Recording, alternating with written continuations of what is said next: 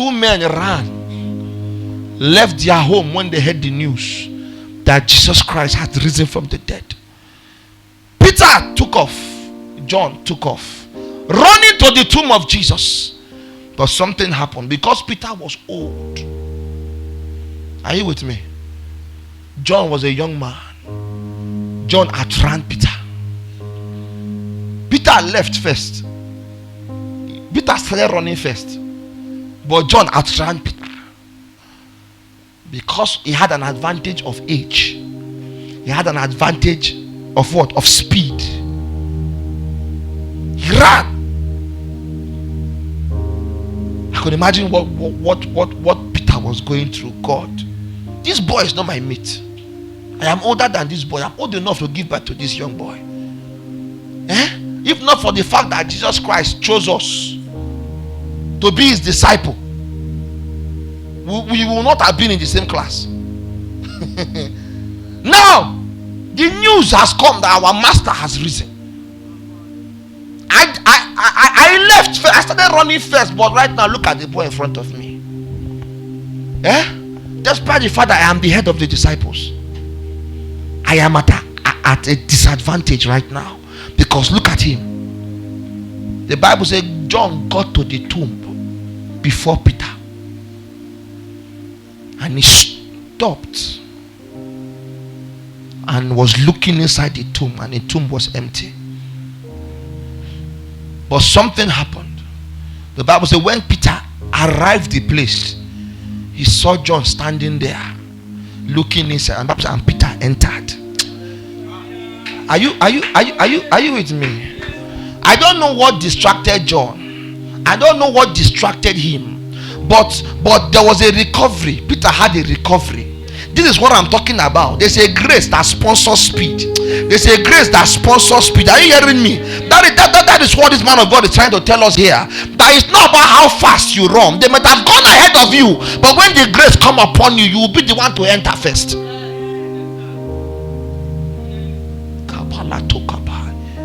Peter entered. Who ran first? Peter. John overtook, but Peter entered. That is how grace works in this kingdom. That's how grace works. This is the answer to those that I'm saying, Father, I missed my chance. I was so foolish enough to miss my chance. You gave me opportunities, but I could not speak. You gave me seasons in my life I could not gather. I could not plant. I could not store. I could not sow. But the man is saying here that there's an allocation. There are two forms. There's the physical one that is entitled to everybody, but there's not that entitlement in the kingdom that is only exclusive to children of God. Are you hearing what I'm saying? There are some along the race of life that anybody can grab it, anybody can hold it.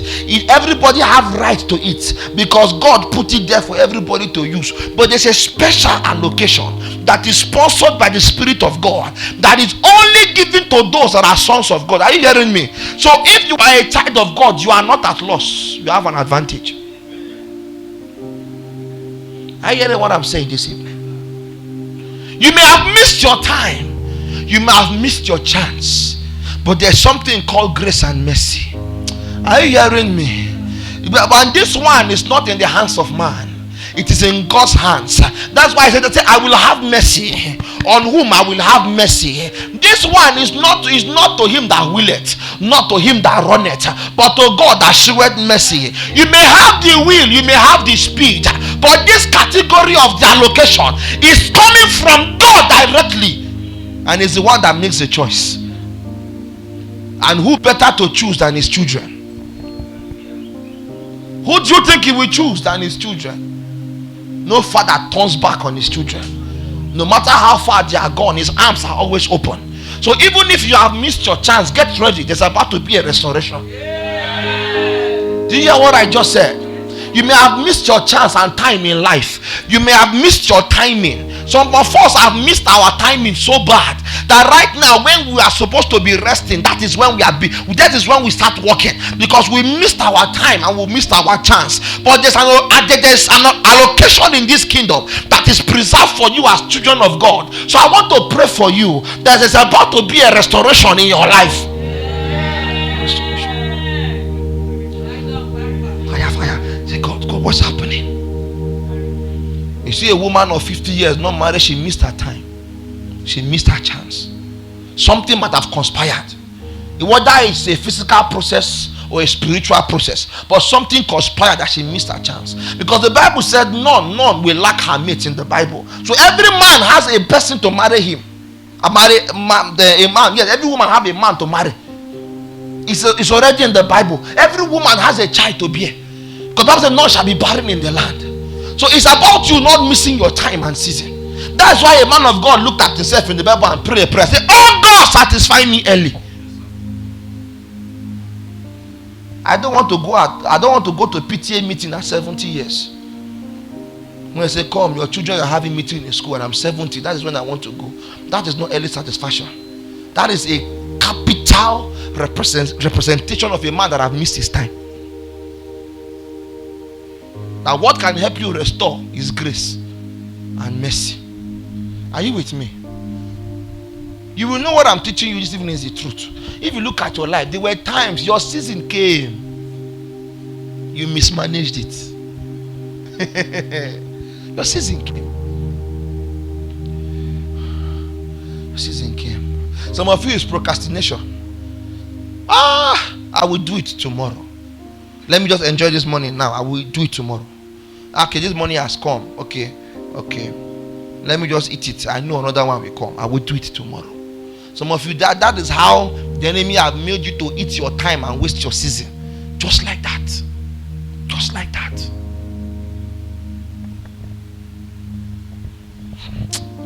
God is restoring. I said God is restoring. I prayed. I was supposed to teach this thing last week. I prayed that God, I want to encounter that thing that will make me, even if I'm the weakest, but I'll be the one to produce the best result. Are you hearing me? This is the thing that made God look at Gideon, a man that said he came from the weakest tribe in Israel. But the angel of God looked at him and called him, thou mighty man of valor.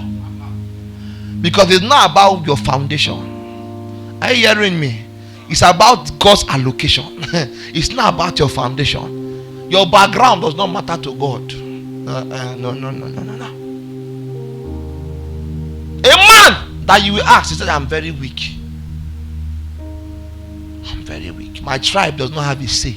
In this community, my clan is the weakest clan. We are the fewest. We don't have strength. But God called him a mighty man of valor.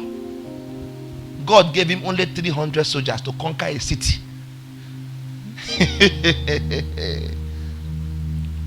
Just to prove to him that indeed there's a grace on a man. There's a grace that can be upon a man's life. It does not matter the crowd you carry. Those with crowd will be afraid of you. Are you hearing me?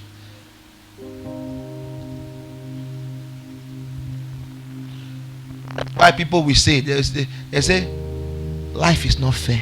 Life is not really fair. Because of the grace of God, life is not fair. What makes life not to be fair is because of God's grace and God's mercy. Because the people you have condemned, you see them in front of you because God had mercy on them. And you say, God, I've been working. God said, yes, I choose to have mercy on whom I will have mercy. Some people will say life is not, life will never be fair because of my father. Because of God, life can never be fair. Because you may have looked at me and condemned me that I can never become anything. Because I don't have a degree, because I didn't go to school, because I don't have money, I cannot feed, I don't have clothes to wear, and you condemn me, but there's a mercy that God has given to us. Are you hearing me? That when that mercy begins to speak, it will supersede all your degrees. Are you getting what I'm saying?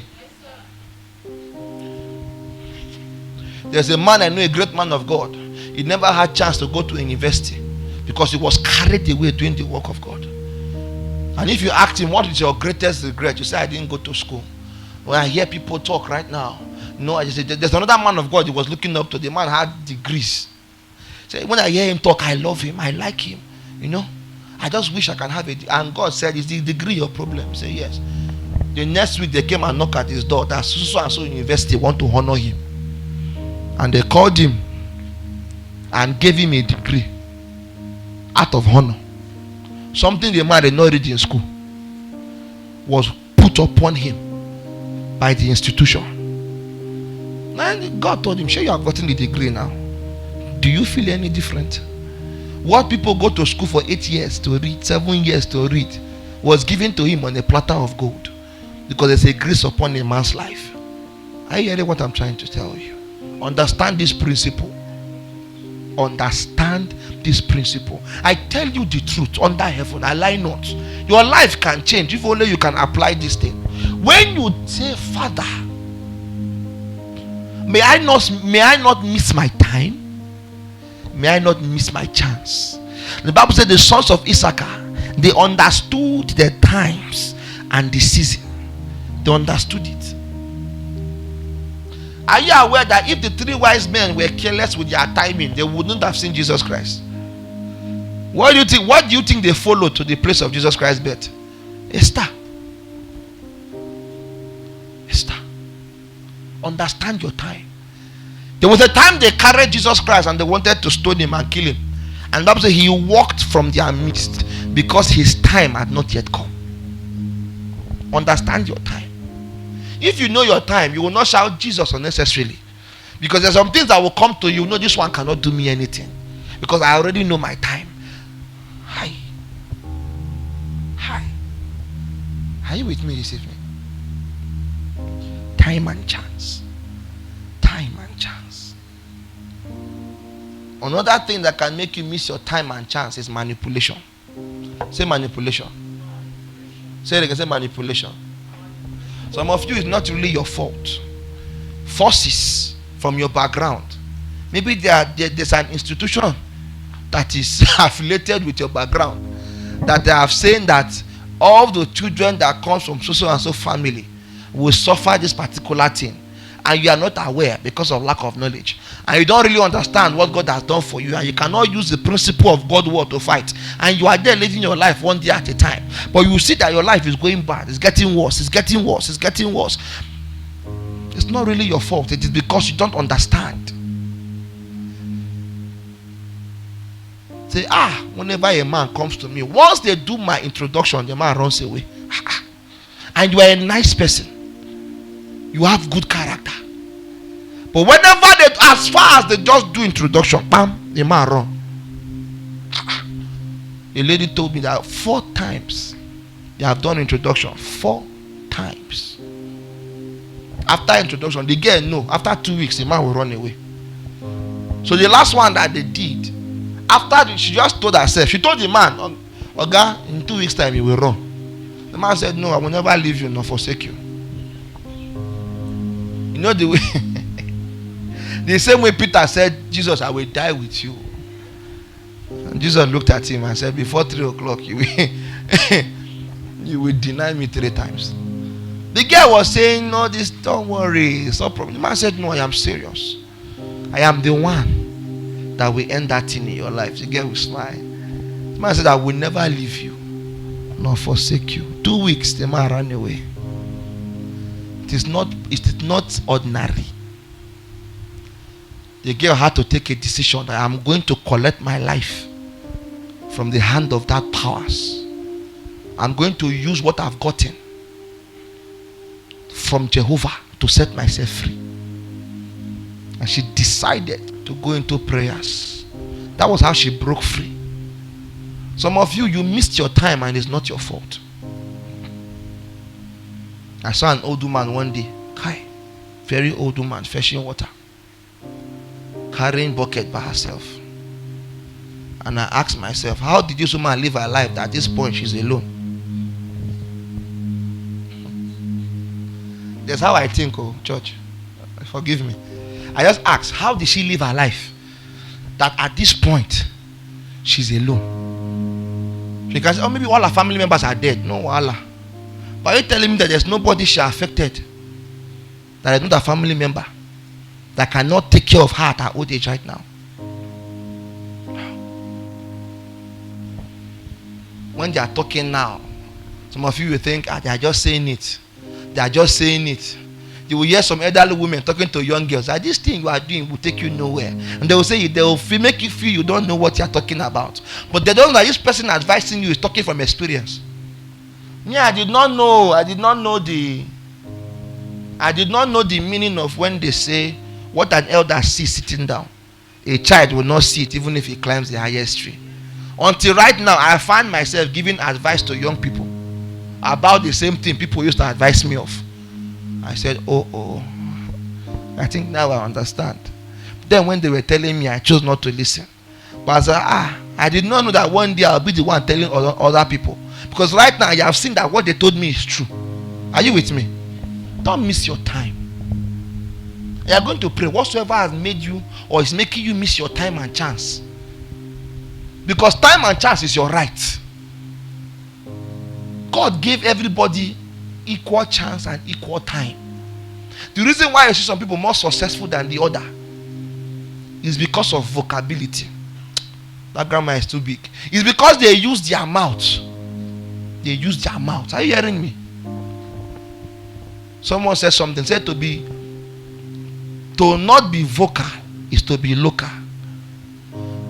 That if you don't have a voice, your life will remain at the lowest level. Sometimes God will bring you and connect you to people. It is your mouth that will do the rest. Are you with me? What took Joseph out of prison?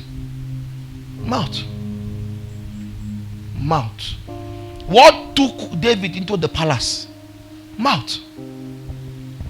Someone said, I know a boy that can play. Someone said, Pharaoh, I know a man that can interpret for you. Someone spoke for them. Are you with me? Someone spoke. Someone spoke. Someone.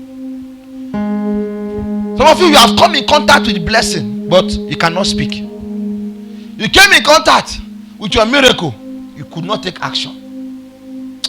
That demon is cancelled from your life right now. Make sure you live your life well. Are you with me? I don't want to go deep. I want to stop here. The race is not to the swift. This is the confidence you should have when people gather and they are looking for what you are looking for, and they are all qualified than you. Remember, there's an allocation of mercy that can speak on your behalf. Are you hearing me? Yes. Where your strength fails, that is where God's strength continues. So don't be scared anymore. That's why I am not scared. If I want something and many people want that same thing, everybody have equal rights. We all have equal rights. This is time and chance happening to all of us. But I can step outside this time and go into a higher allocation of mercy, where my sacrifice and the sacrifice of Jesus Christ will begin to speak on my behalf. That will give me an advantage over everybody. Are you hearing me? This is how I operate. I'm telling you the truth. Stay in the market. Have shop in the market. People must come to market.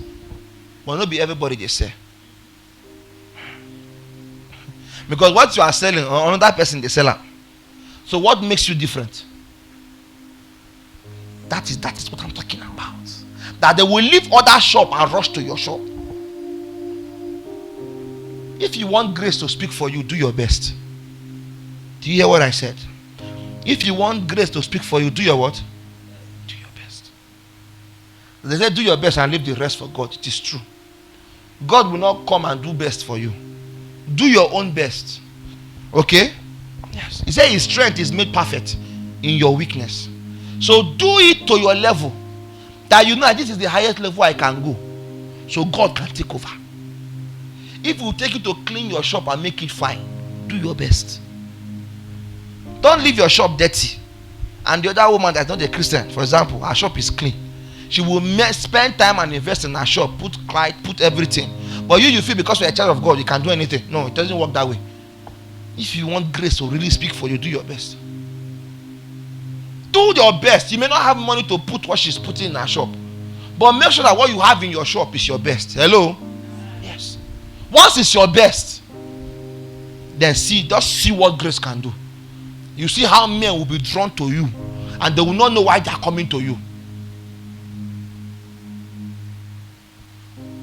I was telling my people, was it 2 days ago, yesterday, about a woman when I was in secondary school, when I was in school in Warri, a woman that sells close to my school. Okay. This woman, you can go to her shop and buy rice, 100 naira. And that 100 naira rice, you and 3 of your friends will eat that rice and be satisfied with meat. Everything you will spend there like 200 naira. On Fridays like this, you will see different, all those Muslims that go to pray, when they are coming back, they will just go straight to that place. The woman jam-packed. People are waiting in line before she opens. Because she doesn't come in the morning. She comes around like 12 o'clock. My principal will send us. He will bring scholar to school. He will send me and one of my friends again. We'll go. We'll leave class because the line is long, so we may miss one period. We will go there and stand and buy food for him and we eat. Until one day I asked myself, what is sponsoring this thing? That men will come with plate and wash plate. Some of them they will have to take number. Are you hearing me? They will arrange themselves and take number before the woman will come. And when the woman come, you say everybody stand up. The woman will arrange finish. She will arrange finish. She will not stay in front of her shop and close her eyes, shine her workers. They will not pray. When they pray, they will start serving. You will see. As she's serving, they are bringing more coolers. That woman makes money. I ask myself, what is because is it ordinary? It's not ordinary. I asked as young as I was, I asked myself, what is sponsoring this thing? Give me a bottle, please. On the keyboard. What is sponsoring this thing? This thing is not ordinary. And whenever you see a physical thing becoming extraordinary, a spirit is involved. Are you hearing me? When you see physical thing becoming extraordinary, a spirit is involved. It takes discernment to know the kind of spirit. Until some months later, the woman confessed that she will go. Oh, blood of Jesus. She has a deal with one mortuary attendant that will bath body, and that water that used to bath body, that is what she will use to cook. And because of that thing, men started running to come and eat from her shop. She had the prayer she prays in front is formality. She knows it's not the prayer that draws. So many people will be there, like having other shop like her. That gets one woman again. I think our student, his mother owns that shop. That's why I go to eat. The woman will pray. Imagine that woman. She wants to say, okay, maybe in that prayer where this woman will pray.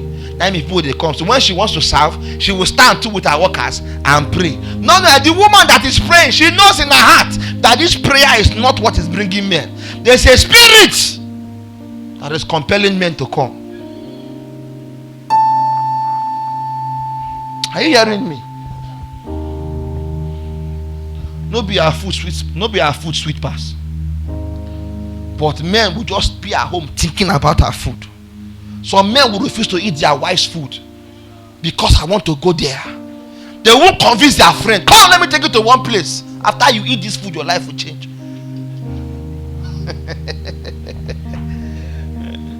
And you will see men running, queuing up. I've never seen how human beings can never be organized. We don't have patience. Even to wait for traffic light is a problem. If there's no traffic light in Nigeria, some road will not function. Because human beings, they don't have patience. They cannot wait. But in this woman's shop, they are organized. You see men come. You see one man as it is now. We have to collect number. Please, let's. They will organize themselves. Not go slow. Join your line. You buy food and go.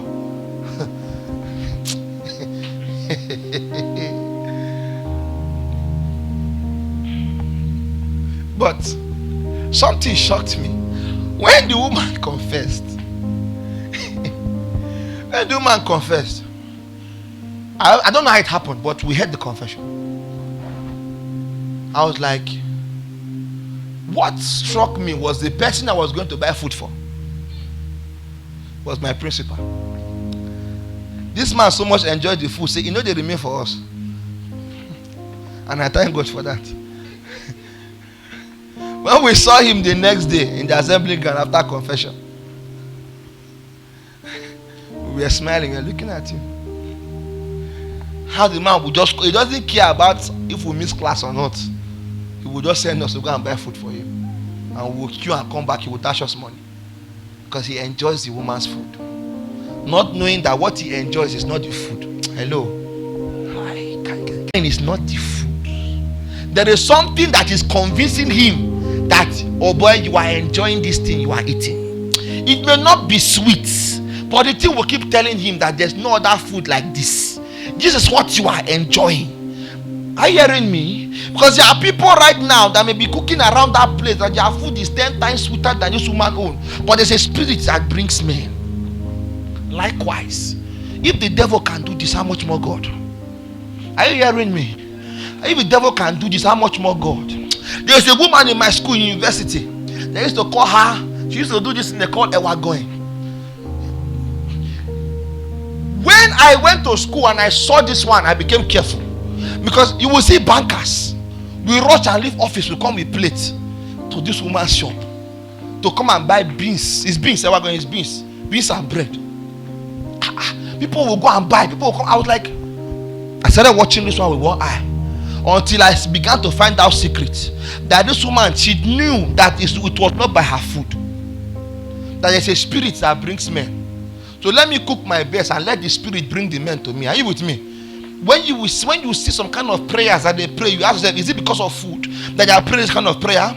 That a woman will decide to take a fast. She will fast while she's cooking. She's not the one that tests her food. Because why? She understands I am cooking, but I'm also a priest. Hello? I'm about to feed God's creation. And these people I'm giving food right now, the Bible call them their gods. So I need to cook in the God standard. Hi. She fasts to cook. You'll be wondering, why is this woman selling? You don't know that this woman is arranging something in the spirit first before she comes to the physical. If you have business here, I'm giving you a secret. Don't do your business casually. Don't do it like an ordinary business. You may be sewing, you may be selling, but tell yourself, the Bible says men are gods, we are gods. So for you to know what God likes, you need to go to God. Let God tell you what he likes. You can sew for somebody, just one person you can sew for, and your life will change. Because you put in your best, and you will see God's grace upon your life. Connection, they come. Now, one connection can bring plenty connections for you. One.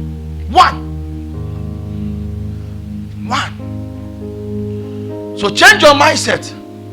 Take advantage of time. Take advantage of chance. If they are looking for someone that can do so and so thing, and you can do it, indicate, I can do it. And make sure you are doing it. Do it well. You don't know where your help is coming from. I'm saying in the morning, sow your seed. In the afternoon, sow your seed. In the evening, sow your seed. You don't know the one that will grow well. You don't know where the blessing is coming from. Another thing, the last thing, before we'll just close now, that can make you miss your time and chance is when you eat your seed. I want to plant your bread. The Bible said that God giveth bread to the eater and seed to the sower. Not everything that enters your life is for your stomach. Are you hearing me? And it's not everything that enters your life that is for sowing. You need to know, understand the time. That this one that is coming, this one is sowing. This one is for my bread. The mistake you can make in your life is when you eat your seed and plant your bread, it will not grow. Are you with me? I will explain this more maybe by next week, so you understand. Some of you have sold the wrong things and you have eaten the wrong things. Things you should keep, you ate it. Or things you should keep, you sold it. And why you should eat? Why you should sow, you eat it. Some money can enter your hand today. God gave you. If you do fish business, I think you understand. If you understand fish business, there's something they call fingerlings. The small fish. Those ones you don't eat them. Hope you know.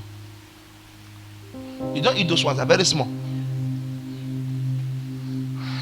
So imagine you giving somebody fingerlings 500 to go and start a fish farm, and the person call his wife, honey, waiting the hungry me this night. Now fish pepper soup. Take all this for small fish. They're small, but fry them. Let me eat. God has blessed me with fishes, and your wife will sit down and cook it, and you will eat it. And tomorrow when you meet the person that gave you fish, where is the fish I gave you? Okay, thank God, that fish saved my life yesterday. Yeah, my children, I will chop.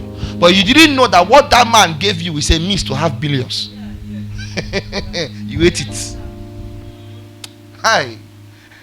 You ate it. You ate it. This is what some of us are doing. No? God will give you the blessing once. You say, no, this one. You should be smart enough to know when to plant and the thing to plant. Let me stand on your feet. I can keep talking about this thing. And this thing also can make you have wealth in this kingdom, if you understand what I'm talking about.